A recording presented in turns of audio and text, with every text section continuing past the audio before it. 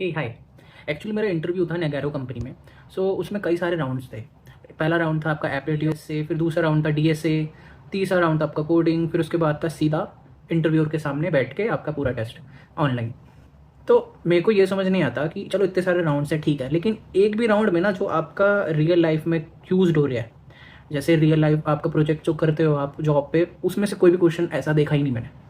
ठीक है, aptitude test मेरे को यूजलेस लगता है कि चलो दिमाग देखने के लिए होता है कि आपका दिमाग कैसा है, आपकी लॉजिकल रीजनिंग कैसी है, ये वो, लेकिन मैं ये मानता हूँ कि ये सब चीज़ काम ही नहीं आती है। एक्चुअल वर्क हमारा जो ऑफिस में होता है, वर्क लोड पे होता है, वो तो अलग ही होता है।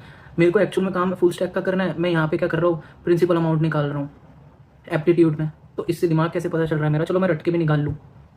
तो अगर मैं पास भी हो रहा हूँ तो इसलिए तो सिर्फ रट्टा मार के मैं कर रहा हूँ ना, तो फायदा क्या हुआ। एक्चुअल वर्क जो हमारा है, जैसे मेरे को एपीआई के साथ इंटीग्रेट करना है, तो वो क्वेश्चन होने चाहिए ना। रिक्रूटर को ऐसे क्वेश्चन देना चाहिए कि आपके पास ये एपीआई है, आपके पास ऐसा ऐसा सिनेरियो हो गया है, तो आप इसमें एपीआई इंटीग्रेशन कैसे करोगे, एआई को कैसे यूज़ करोगे, जो चीज़ एक्चुअल में वर्क में काम हो रही है, जो यूज़फुल है, वो चीज़ पूछनी चाहिए ना। अब रीजनिंग में आ रहा है इसके फादर ये है, इसके 3 बच्चे ये है, तो इसकी मम्मी कौन हुई, इसके पापा कौन हुए, ये कहाँ यूज़ है। अब बोलोगे इससे दिमाग देखा जा रहा है आपका कैसे है, और आपका लॉजिकल रीजनिंग ये कैसे हो सकता है। चलो मैं रट के कहीं ना कहीं से पास कर लूँ, और रियल वर्क जो हमारा है वो कुछ और है। बैंक के पेपर में दिए हुए, बैंक के पेपर में भी रीजनिंग आती है ऐसी।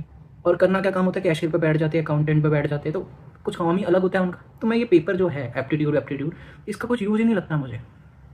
इससे बेटर ये है कि रिक्रूटर को क्या करना चाहिए कि ऐसे क्वेश्चन देने चाहिए जो एक्चुअल में यूज़ हो रहे हैं, जो आप एक्चुअल में वर्क कर रहे हो उससे रिलेटेड।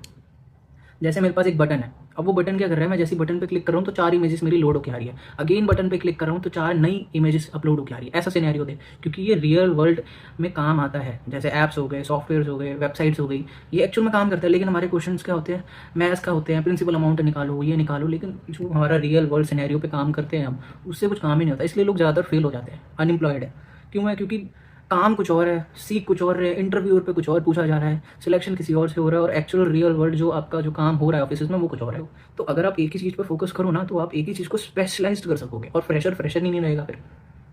लेकिन वही है ना, सब भीड़ चाल में चल रहे हैं, कोई मतलब जो वो कर रहे हैं हम भी वही करेंगे, सॉल्यूशन ही नहीं है किसी चीज़ का, इसलिए लोग पीछे हैं, अनएम्प्लॉयड है। तो बाकी बताना आपको कैसा लगा मेरा ये थोड़ा सा आइडिया और मेरी जो थिंकिंग है। बाकी मिलते हैं, बाय।